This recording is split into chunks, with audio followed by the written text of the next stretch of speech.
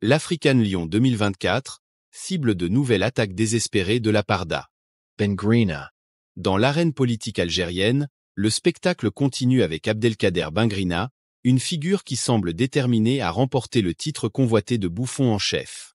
L'ancien ministre et patron actuel du mouvement Elbina se lance dans une nouvelle performance en tant que maestro de la malinformation, appelant l'ONU à intervenir pour interdire la tenue de l'exercice militaire African Lion 2024. Dans une récente déclaration à la presse algérienne, l'islamiste Bengrina a été visiblement pris dans le tourbillon de son propre monde fictif. Une nouvelle farce lors de laquelle il s'érige en défenseur du peuple sahraoui, en lançant un appel au secrétaire général des Nations Unies, Antonio Guterres, et à son envoyé personnel pour le Sahara, Staffan de Mistura, pour interdire l'exercice militaire African Lion 2024, organisé conjointement par les forces armées du Maroc et des États-Unis. Les arguments fantaisistes avancés étaient aussi prévisibles que ses discours, depuis longtemps hostiles au royaume.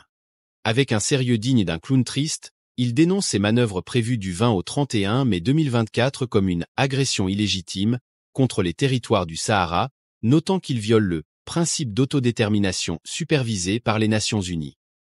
Bengrina exhorte également les pays participants à boycotter cet événement, arguant que ces manœuvres violent la souveraineté des territoires et des eaux légitimes sahraouis. Alors que le rideau se lève sur cette nouvelle comédie, on ne peut s'empêcher de se demander si l'islamiste imberbe réalise lui-même la nature théâtrale de ses actions, ou s'il est véritablement convaincu de la pertinence de ses déclarations. Rappelons ainsi que le référendum d'autodétermination ne fait pas partie, depuis des années, du référentiel onusien. Cette option, chère à l'Algérie et à la milice séparatiste, a été définitivement enterrée.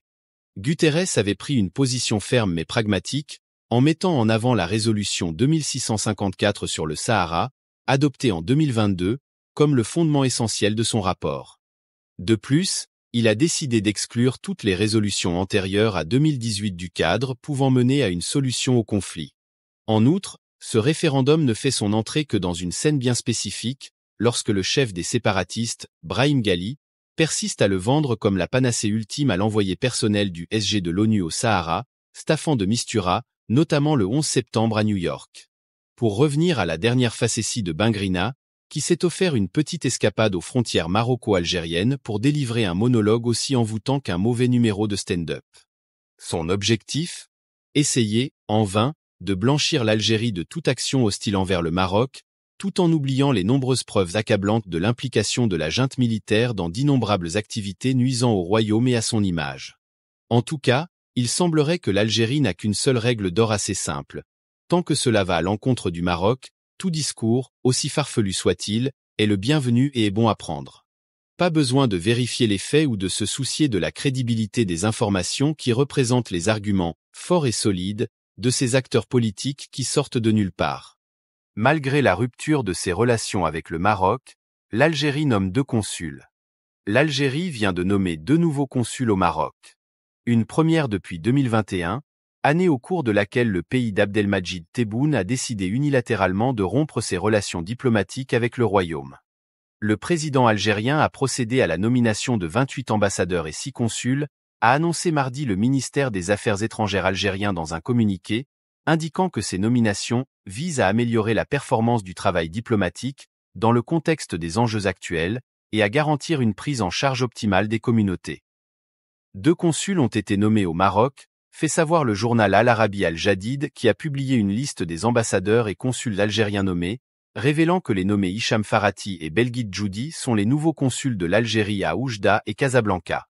Outre le Maroc, le président Tebboune a effectué des changements à la tête des ambassades algériennes dans tous les pays du Sahel, notamment au Mali, au Niger, au Tchad, de même qu'en Ouganda, au Nigeria, en Éthiopie, en Zambie et au Ghana, en Égypte, au Koweït, en Italie et au Brésil.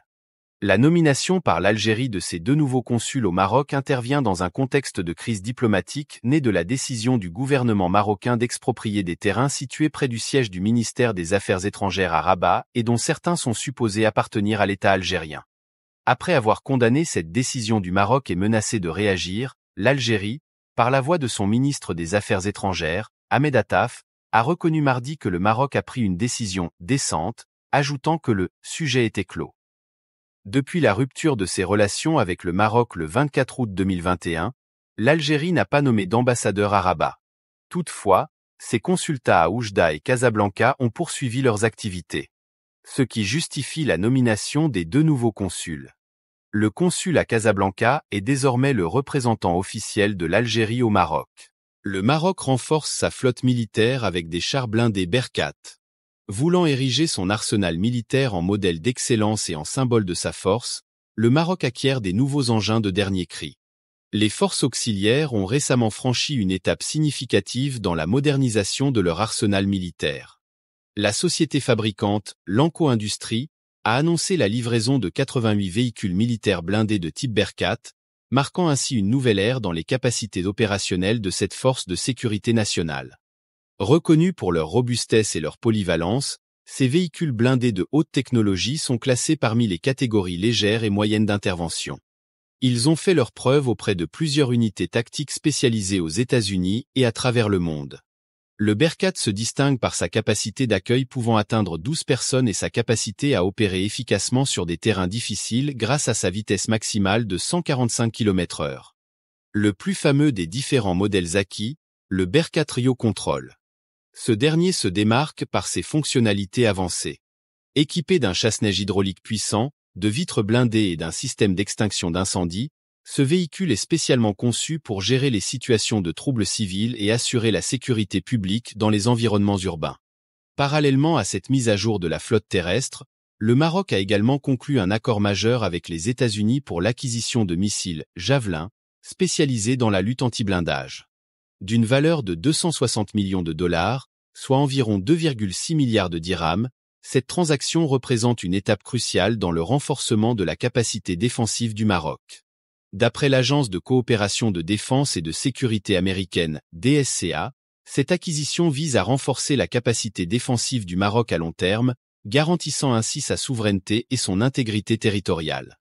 L'accord comprend également des tours de simulation, des équipements de soutien, une assistance technique et des formations spécialisées, couvrant la formation des tireurs et des officiers de munitions. Approuvée par la DSCA, cette initiative reflète la coopération des États-Unis à renforcer la relation bilatérale en matière de défense et de sécurité avec le Maroc. Elle s'inscrit dans le cadre d'un partenariat stratégique visant à promouvoir la stabilité et la sécurité dans la région du Maghreb et au-delà. Les récentes acquisitions et mises à jour de la flotte du Maroc dévoilent l'engagement continu du pays à renforcer ses capacités de défense, à moderniser son arsenal militaire et à consolider ses alliances stratégiques sur la scène internationale.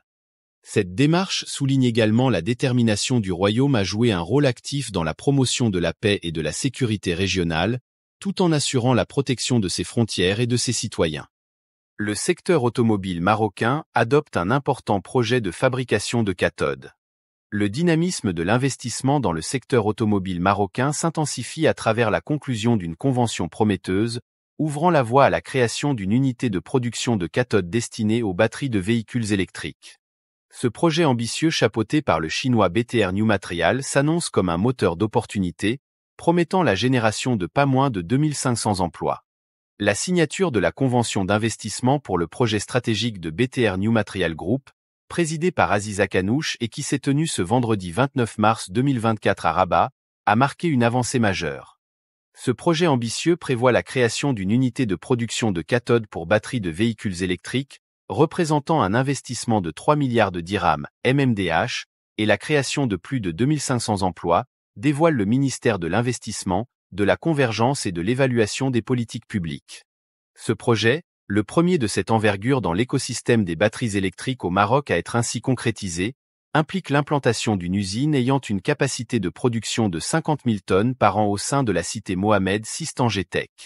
Développée en 2 phases sur une superficie de 15 hectares, la première phase, d'une capacité de 25 000 tonnes, devrait être opérationnelle dès septembre 2026, rappelle la même source.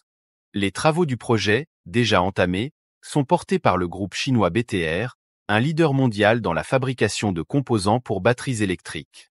Parmi ses clients figurent les plus grands fabricants de batteries électriques tels que BYD, CATL, Volkswagen et Tesla. Dans cette optique, le ministère a souligné que le Maroc, sous la direction du roi Mohamed VI, s'est affirmé comme un leader régional incontournable de l'industrie automobile. Le choix du Royaume pour la réalisation de ce projet témoigne de la confiance renouvelée des investisseurs internationaux envers la destination Maroc, en particulier dans le secteur automobile, à un moment crucial où l'industrie automobile mondiale opère une transition profonde vers le véhicule électrique. Ce projet représente également une avancée significative dans la stratégie de développement international du groupe BTR et met en évidence la qualité des relations de coopération et d'amitié entre le Royaume du Maroc et la République populaire de Chine. À cette occasion, le ministre de tutelle, Mohsin Jazouli, a précisé que cet investissement dans le secteur de la mobilité électrique n'est pas isolé, il est le premier de plusieurs projets d'envergure à venir, positionnant ainsi le Royaume comme un pôle attractif pour l'industrie des batteries pour véhicules électriques et un acteur incontournable dans la production de composants vitaux pour l'avenir du secteur.